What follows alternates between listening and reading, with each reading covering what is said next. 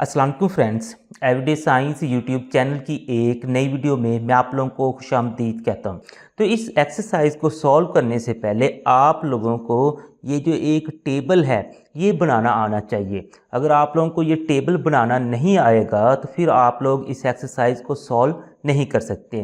तो चलें, मैं आप लोगों को आज की इस वीडियो में एक नहायत आसान तरीका बताऊंगा इस टेबल को बनाने का। तो इस टेबल को बनाने के लिए आप लोगों ने इस तरीके से ये यहाँ से हमारे पास 4 और यहाँ से 1 2 3 4 5 6 यानी कि 4 बाई 6 का इस तरह से एक ना आप लोगों ने टेबल बना लेना है। और इसमें सबसे पहले यहाँ पे ना आपने लिखना है जी थीटा, यानी कि थीटा यानी जो एंगल्स हम ना कि मालूम करना चाह रहे हैं। तो सबसे पहले अगर हम देखें तो जो थीटे में आता है वो आता है साइन थीटा, उसके बाद हमारे पास आता है जी कॉस थीटा और उसके बाद आता है हमारे पास टेन थीटा। तो ये आप लोगों ने तीनों इस तरह से लिख देने हैं। हमारे पास मसलन कि ये थीटा वाली लाइन है तो साइन थीटा, कॉस थीटा और टेन थीटा। उसके बाद ये आप लोगों ने ये वाला जो है रो इसको ना के फिलअप करना है। इसमें सबसे पहले आप लोगों को यहाँ पे आएगा 0 डिग्री, उसके बाद आप लोग यहाँ पे लिख देंगे 30 डिग्री, उसके बाद फिर हमारे पास आ जाएगा ये 45 डिग्री, उसके बाद फिर हमारे पास आ जाएगा जी 60 डिग्री और फिर हमारे पास आ जाएगा जी 90 डिग्री। इस तरीके से आपने ये ना कि 0 30 45 60 और 90 लिख लेना है।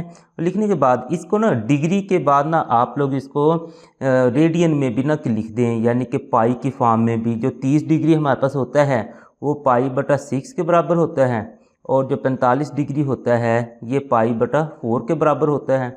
उसके बाद फिर ये जो होता है ये पाई बटा 3 के बराबर होता है और 90 डिग्री जो है वो पाई बटा 2 के बराबर होता है। तो ये आप लोगों को याद रखना पड़ेगा और ये भी साथ में लिखना है, क्योंकि कई दफ़ा ना कि वो हमसे जो 6.4 एक्सरसाइज में जो सवाल पूछेगा, कई दफ़ा तो वो ना कि हमारे पास पूछ लेगा जी फॉर एग्जाम्पल साइन 30 की कीमत बताएं, और कई दफ़ा वो पूछेगा साइन हमारे पास है पाई बटा 6 इसकी कीमत बताएं। तो आप लोगों को ना कि ये टेबल दोनों लिहाज से ना कि पता होना चाहिए कि 30 डिग्री कहाँ पे बन रहा है और दूसरा है जो पाई बटा 6 कहाँ पे बन रहा है, जो पाई बटा 4 कहाँ पे बन रहा है, इसका भी पता होना चाहिए।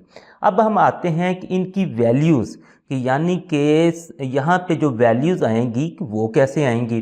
तो वैसे तो वैल्यूज़ जो हैं ये जो इस टेबल की वो हमारे पास इस तरह से होती हैं, तो इनको तो फिर याद रखना तो मुश्किल होता है। यानी कि ये देखें 0 डिग्री में ये 0 आ जाएगी, फिर 1/2 है, फिर 1/2 का जज़र है, तो ये सारी इतनी सारी वैल्यूज़ याद रखना तो मुश्किल है।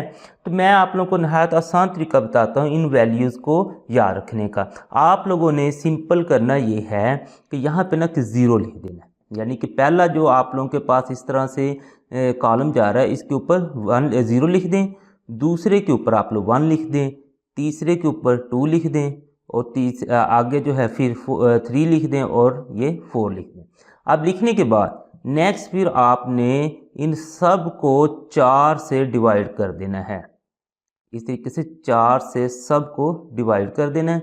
अब डिवाइड करने के बाद यानी कि पहले आपने क्या किया 0 1 2 3 4 लिखा और फिर सब को हमने ना कि 4 से डिवाइड कर दिया। अब 4 से डिवाइड करने के बाद हमने इन सब का अब ना स्क्वायर रूट या फिर जज़र ले लेना है। इस तरीके से आपने इन सब का स्क्वायर रूट ले लेना है ऐसे। अब लेने के बाद अब इनकी जो कीमत आती जाएगी वो हम यहाँ पे लिखते जाएंगे। तो सबसे पहले तो हम देखें ना कि 0/4 है ये हमारे पास किसके बराबर होता है। 0 को अगर हम ना कि 4 पे डिवाइड करें तो हमारे पास जवाब आएगा 0, और अगर 0 का हम जज़र लें तो जवाब फिर 0 आ जाएगा। यानी कि इस सारे को जब हम हल करते हैं तो जवाब हमारे पास 0 आ जाता है। तो वो जो जवाब आएगा इसका वो आप लोगों ने यहाँ पे लिख देना है। उसके बाद बारी आती है जी 1/4 इसका जज़र, इसको हम ना क्या हल कर लेते हैं 1/4 उसका हमारे पास है जी जज़र। इसका मतलब है कि ऊपर भी 1 का भी जज़र है और 4 का भी जज़र है। तो 1 का जज़र तो 1 ही होता है और 4 का जज़र जो है वो हमारे पास 2 के बराबर होता है। इसको आप लोग कैलकुलेटर से भी कर सकते हैं। कैलकुलेटर पे अगर आप लिखेंगे जज़र वाला साइन आप लोग दबाएंगे, उसके बाद फिर 4 लिखेंगे और ये करेंगे तो ये 2 ही आंसर आता है। यानी कि इसको अब हमने हल किया तो हमारे पास आंसर आ गया जी 1/2। तो वो 1/2 आप लोगों ने यहाँ पे लिख देना है। उसके बाद है जी 2/4 का जज़र, तो इसको हम हल करते हैं।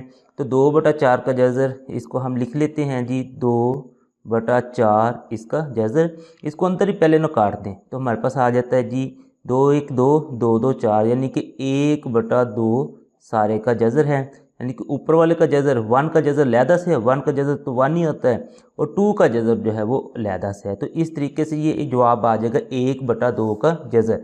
ये जो जवाब आएगा 1/2 का जज़र वो आप लोगों ने यहाँ पे लिख देना है। उसके बाद ये है जी 3/4 का जज़र, इसको भी हम हल कर लेते हैं। तो इसको हल करने के लिए बस 3 हमारे पास है जी 4 का जज़र, यानी कि 3 का जज़र लैदा से है और 4 का जज़र लैदा से।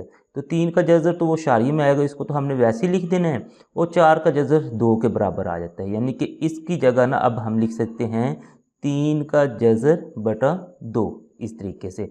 अब उसके बाद हम चलें तो इस पे 4/4 इसका जज़र, तो इसको भी हम हल करते हैं। तो हमारे पास 4/4 है जी और इसका जज़र है, तो 4 को 4 से हम काट सकते हैं। हमारे पास 1 का जज़र आएगा और 1 का जज़र 1 के ही बराबर होता है, यानी कि इसकी जगह पे हम अब यहाँ पे 1 लिख सकते हैं। तो इस तरीके से आपने ये साइन थीटा वाली जो कतार थी वो सारी फिल कर लेनी है। इसको फिल करने के बाद अब नेक्स्ट आते हैं हम कॉस थीटा वाली जो कतार है इसको फिल करने के लिए। तो कॉस थीटा वाली जो कतार फिल जब आप लोगों ने करनी है ना, उसका बड़ा आसान तरीका है। उसमें आप लोगों ने इसके अपोजिट चलना है, यानी कि यहाँ पे 1 है तो आपने ये वाला जो 1 है वो इधर लिख देना है। उसके बाद ये वाला जो है ये इधर लिख देना है। उसके बाद ये वाला जो है ये तो इधर आ जाएगा। उसके बाद ये वाला इधर, यानी कि इसको ना कि रिवर्स में आप लोगों ने लिखते जाना है। तो इस तरीके से आप लोगों के पास कॉस थीटा वाली भी सारी जो रो है वो ना कि फिलअप हो जाएगी। अब नेक्स्ट रह जाती है कि टेन थीटा वाली रो। तो जो टेन थीटा वाली रो है ना, उसको फिलअप करने से पहले आप लोगों को एक चीज़ का पता होना चाहिए, जो हमारे पास टेन थीटा है ना वो बराबर किसके होता है। तो वो अगर हम देखें ना तो जो टेन थीटा है वो हमारे पास बराबर होता है जी, टेन थीटा बराबर है साइन थीटा बटा कॉस थीटा, यानी कि साइन और कॉस को तकसीम करके ये आता है। अब हमारे पास ये साइन थीटा ऊपर लिखा हुआ है, कॉस नीचे लिखा है, इसी तरह से इसको ना तकसीम करके हम लाते जाते हैं। तो सबसे पहले अगर हम देखें तो हमारे पास 0 तकसीम है जी 1, तो 0 को जब हम 1 पे तकसीम करें तो हमारे पास जवाब 0 ही आएगा। उसके बाद हमारे पास है जी, इसके बाद अगर हम इन दोनों को तकसीम करें तो हमारे पास ये जो 2 है इस 2 के साथ कट जाएगा, तो ऊपर से हमारे पास ना कि 1 बच जाएगा, उसको हमने ऊपर ही लिख देना है। नीचे से अगर हम देखेंगे तो हमारे पास 3 का जज़र बच जाएगा, तो वो हमने 3 का जज़र नीचे लिख देना है इस तरीके से। अब इन दोनों को तकसीम करें, 2 का जज़र 2 के जज़र के साथ ख़त्म हो जाएगा, तो ऊपर भी 1 बच जाएगा और नीचे भी 1। 1 को 1 से हम तकसीम करेंगे तो जवाब 1 ही आएगा। अब इनको अगर हम इन दोनों को तकसीम करते हैं तो 2 के साथ 2 कट जाएगा, ऊपर 3 का जज़र बचेगा और नीचे हमारे पास 1 बच जाएगा, तो नीचे 1 हमारे लिखने की ज़रूरत नहीं होती है।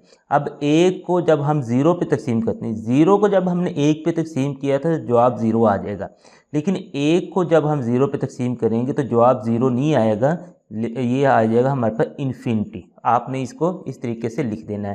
तो इस तरीके से ये वाला टेबल जो था ना, ये आप लोगों ने का फिलअप कर लेना है। इस टेबल को इस्तेमाल करते हुए ये जो पूरी एक्सरसाइज है 6.4 जो है वो हमारे पास हल होगी। यहाँ पे भी अगर आप लोग देखेंगे ना तो ये टेबल हमारे पास ना साइन थीटा, कॉस थीटा और टेन थीटा के लिहाज से है। तो ये हमारे पास 3 जो थी ना तकूनियाती निस्बतें हैं, लेकिन टोटल तकूनियाती निस्बतें हमारे पास होती हैं 6, जो हम ना के पिछली जो एक्सरसाइजेज हैं 6.2 और 3 उसमें ना पढ़ के आए हैं। तो अब हम देखते हैं, यानी कि साइन थीटा जो है, साइन थीटा की ना अपोजिट एक ना कि तकूनियाती निस्बत होती है। चलें पहले ना मैं टेन थीटा की ना के लिख के दिखाता हूँ, क्योंकि इसकी जो तकूनियाती निस्बत है ना वो इसी से ना कि मिलती जुलती होती है। वो होती है कॉट, यानी कि वो हमारे पास हो जाएगी 1/कॉट थीटा। वो हम यहाँ पे लिख देते हैं। फिर मैं आप लोगों को बताता हूँ कि इनका ना हमने आंसर कैसे निकालना है। अब है जी साइन और दूसरा है हमारे पास कॉस। तो हमारे पास 2 और जो तकूनियाती निस्बतें होती हैं वो होती हैं, एक सीकेंट और एक होती है कोसीकेंट। कोसिकेंट को देखेंगे तो वो सी से स्टार्ट होती है और सीकेंट को देखेंगे तो वो एस से स्टार्ट होती है। तो हमारे पास जो सी से स्टार्ट होने वाली है वो ना कि एस से स्टार्ट होने वाली की अपोजिट होती है, यानी कि 1/कोसिकेंट थीटा जो है ना और साइन थीटा ये एक दूसरे के अपोजिट हैं। और जो हमारे पास यहाँ पे ये जो है ये सी से स्टार्ट होती है और ये जो हमारे पास ना कि एस से स्टार्ट होगी वो इसके अपोजिट होगी। अब हम देखते हैं कि हमारे पास ये जो हमने लिख लिया तो इसका मतलब क्या हुआ। अच्छा, इसका मतलब सिंपल सा ये है कि आप लोगों के पास अगर कोई भी आप लोगों से पूछता है जी फॉर एग्जाम्पल कि आप बताएं भी साइन 30 की कीमत क्या है, तो आप लोग सिंपल बता देंगे जी। चलें साइन 30 को छोड़े, मैं आप लोगों को कहता हूँ साइन 60 की फॉर एग्जाम्पल ना कि हम बात करते हैं। तो साइन 60 की आप लोग बताएं, आप बताएंगे कि हमारे पास है जी 3 का जज़र बटा 2। जैसे इधर ना मैं लिख देता हूँ कि साइन 60 की कीमत क्या है, हमने टेबल से देखी और 3 का जज़र बटा 2 हमें पता चल गई, तो वो हमने लिख दी। क्योंकि ये साइन वाला रो है और इधर से हमने 60 वाले में देख लेना है, तो हमारे पास 3 का जज़र बटा 2 आ गया।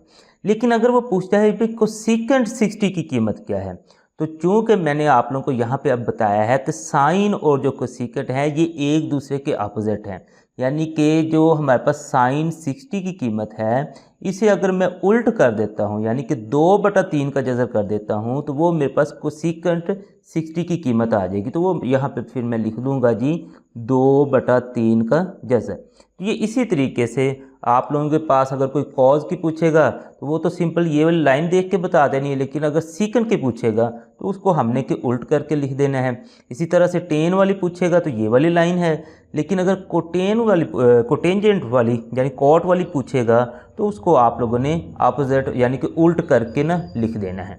6.4 एक्सरसाइज का अगर हम दूसरा सवाल देखें, इसमें वो कहता है जी पड़ताल करें, यानी कि कुछ नीचे सवालात दिए हुए हैं, वो कहता है कि इनकी ना पड़ताल करें।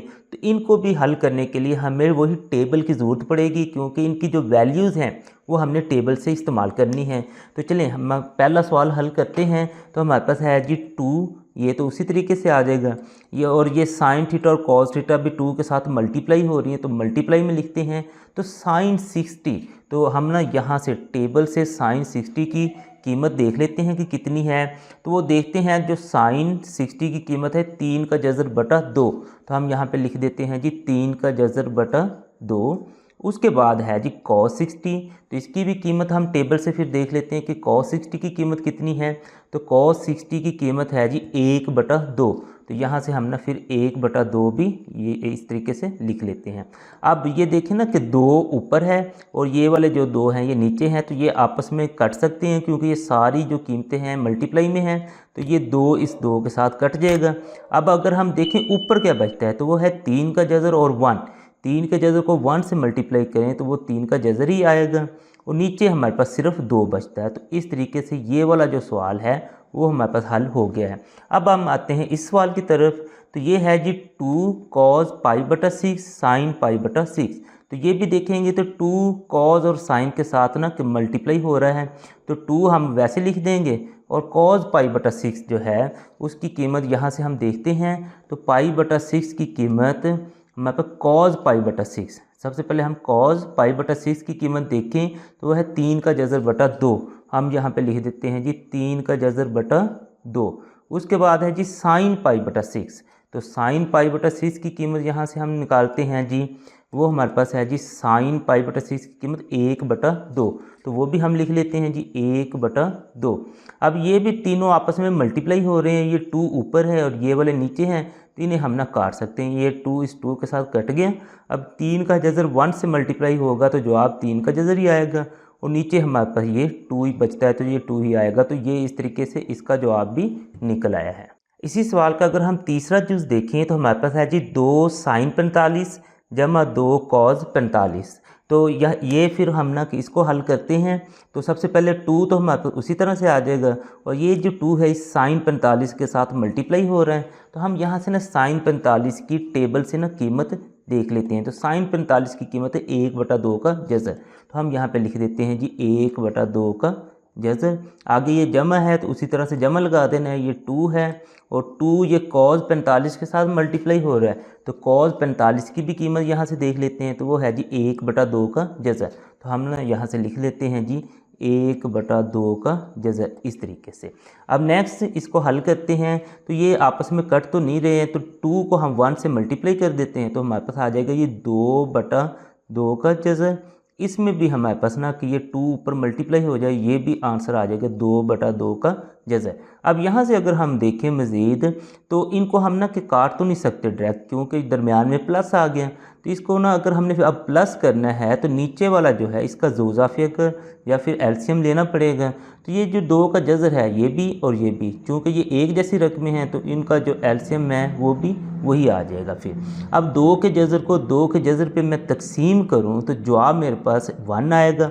जो जवाब आएगा उसको ऊपर वाले से मल्टीप्लाई करूँ तो 2 1 2 ही आ जाएगा। ये प्लस की अलामत दरमियान में थी तो वो प्लस की रहेगी। आगे ये 2 का जज़र और 2 का जज़र इनको हम तकसीम करें, जवाब 1 आएगा। 1 को 2 से ज़रब दें तो 2 आ जाएगा। अब ये 2 और 2 हमारे पास हो गया 4, तो हम यहाँ पे लिख देंगे जी 4/2 का जज़र। ये इस तरीके से हमने लिख देना है। इनको मज़ीद हम हल करें तो हम इस 4 को लिख सकते हैं जी 2 ज़रब 2 और बटे में 2 का जज़र वैसे ही आ गया। अब नेक्स्ट इसको ना कि मज़ीद अगर मैं ना कि हल करता हूँ तो ये जो 1 2 है ना, इसको तो चले मैं वैसे ही रहने देता हूँ। ये जो 2 है मैं इसको लिख देता हूँ 2 का जज़र और फिर 2 का जज़र। अब ये मैंने क्यों लिखा जी, इसका मैं आप लोगों को बताता हूँ कि हमारे पास है ना जो 2 है, इसको मैंने लिख दिया जी 2 का जज़र और ज़रब है जी 2 का जज़र। अब अगर मैं इन दोनों को मल्टीप्लाई करूं तो मेरे पास आ जाएगा 2 के जज़र का स्क्वायर आ जाएगा। ये स्क्वायर इस जज़र से ख़त्म हो जाएगा तो हमारे पास ये 2 आ जाएगा। यानी कि इस 2 को अगर मैं 2 दफ़ा 2 के जज़र में लिखूं तो एंड पे जवाब हमारे पास 2 ही आता है। या दूसरे लफ्ज़ों में कि हम ना कि 2 को 2 का जज़र ज़रब 2 का जज़र लिख सकते हैं। तो ये मैंने लिख दिया। अब नीचे मेरे पास 2 का जज़र था। अब ये जो 2 का जज़र है इस 2 के जज़र से ख़त्म हो गया तो मेरे पास बच जाएगा जी 2 का जज़र। ये आंसर आ जाएगा। इसी सवाल का अगर हम चौथा जुज़ देखें तो उसमें हमारे पास है जी sine 60 cos 30 plus cos 60 sine 30। अब इसकी हमने न के पड़ताल करनी है तो इसके लिए भी हमें ये जो टेबल है इसका इस्तेमाल करना पड़ेगा, क्योंकि ये सारी कीमतें हमने लिखनी है। तो सबसे पहले मैं देखूं तो साइन 60 की मुझे कीमत चाहिए। तो साइन जो 60 है उसकी कीमत है जी 3 का जज़र बटा 2। तो मैं यहाँ पे लिख लेता हूँ जी 3 का जज़र बटा 2। और आगे मुझे चाहिए कॉस 30 की कीमत, तो मैं यहाँ से देखता हूँ कि कॉस 30 की कीमत भी 3 का जज़र बटा 2 ही है। तो यहाँ पे मैं लिख लेता हूँ, चूँकि ये मल्टीप्लाई में है तो मैं ऐसे ही इसे लिख लेता हूँ। आगे है जी प्लस, तो मैंने प्लस डाल दिया। मुझे चाहिए कॉस 60, तो यहाँ से मैं देखता हूँ कि कॉस 60 की कीमत क्या है। तो कॉस 60 की कीमत है जी 1/2। तो मैं यहाँ पे लिख लेता हूँ जी 1/2। और साइन 30, तो साइन 30 की भी कीमत यहाँ से फिर देख लेते हैं, तो वो भी 1/2 है। तो हमने यहाँ से फिर 1/2 लिख देना है ऐसे।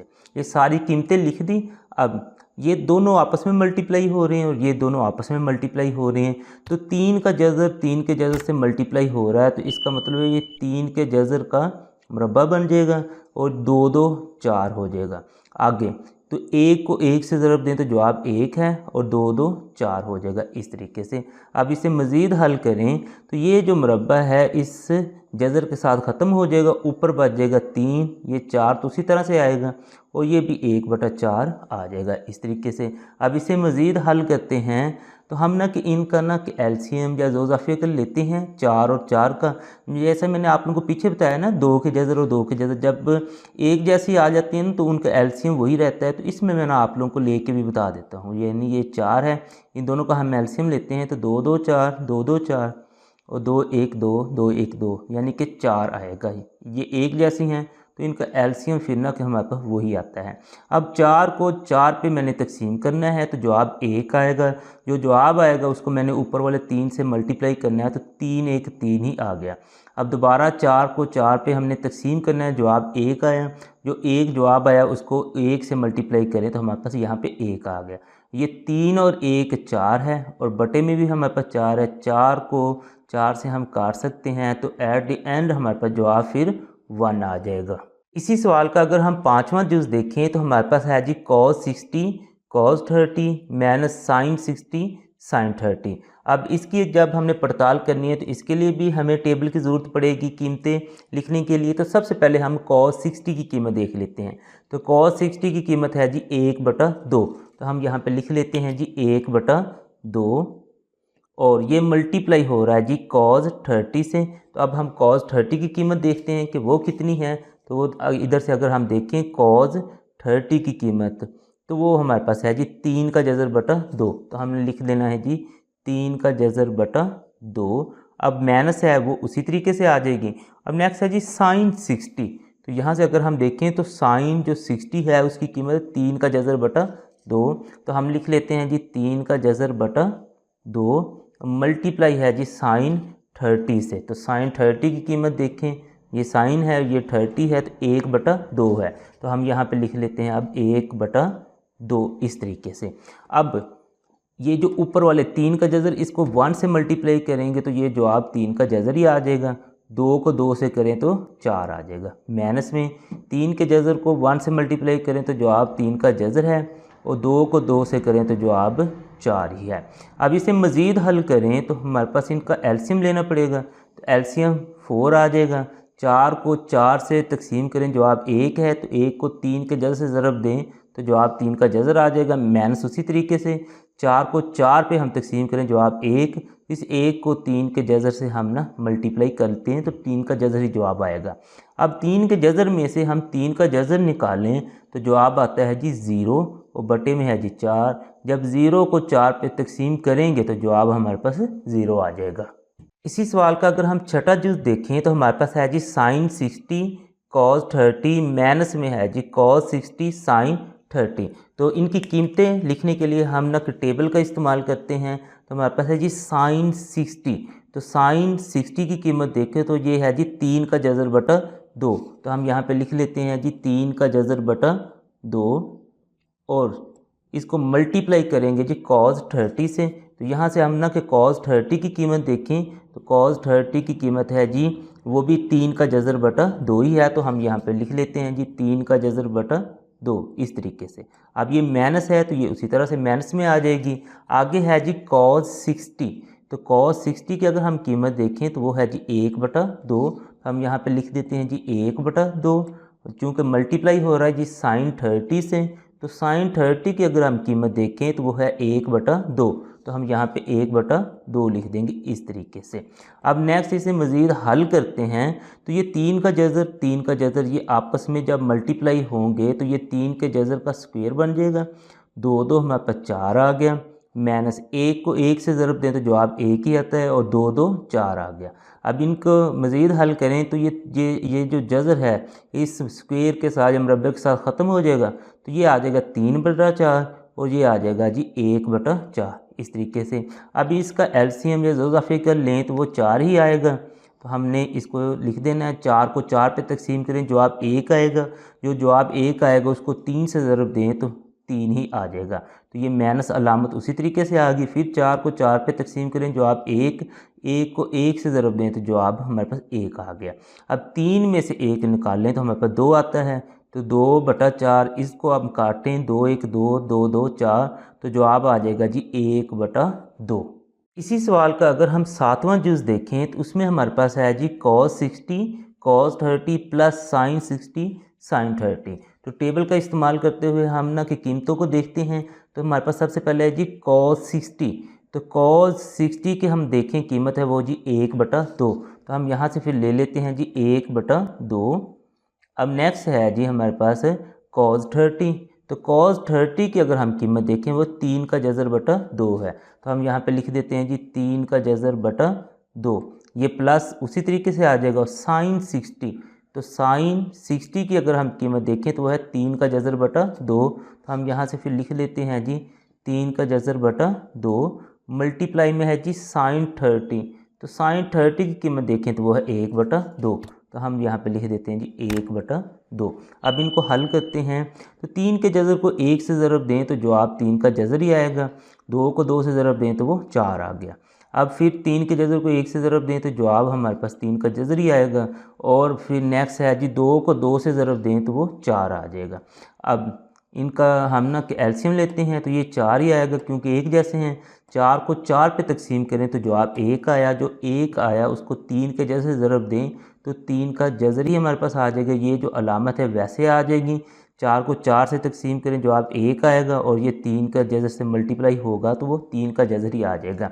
अब यहाँ पे आप लोग देखें ना, एक 3 का जज़र ये है और एक ये है, इनको हमने जमा करना है तो हमारे पास बन जाएगा ये 2 3 का जज़र और बटे में हमारे पास 4 उसी तरीके से आ गया।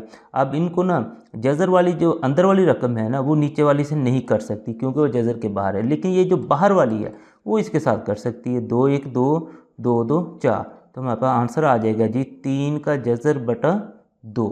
इस तरीके से इसी सवाल का अगर हम 8वां जुज़ देखें तो हमारे पास है जी 10 पाई बटा 6 कॉट पाई बटा 6 प्लस 1।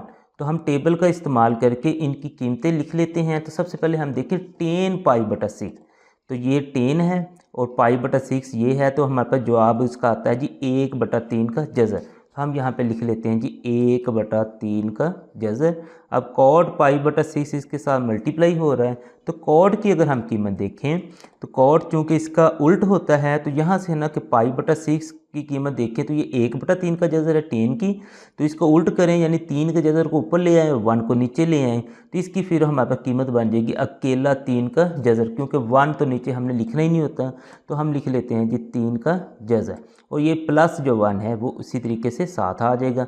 अब ये जो 3 का जज़र है इस 3 के जज़र से ख़त्म हो जाएगा, ऊपर हमारे पास 1 बच गया और नीचे भी 1 है, तो 1 को 1 से जब हम डिवाइड करेंगे तो जवाब 1 ही आएगा। और ये जो प्लस में 1 है ये उसी तरीके से हमारे पास आ जाएगा। 1 जमा 1 आंसर इसका 2 आ जाएगा।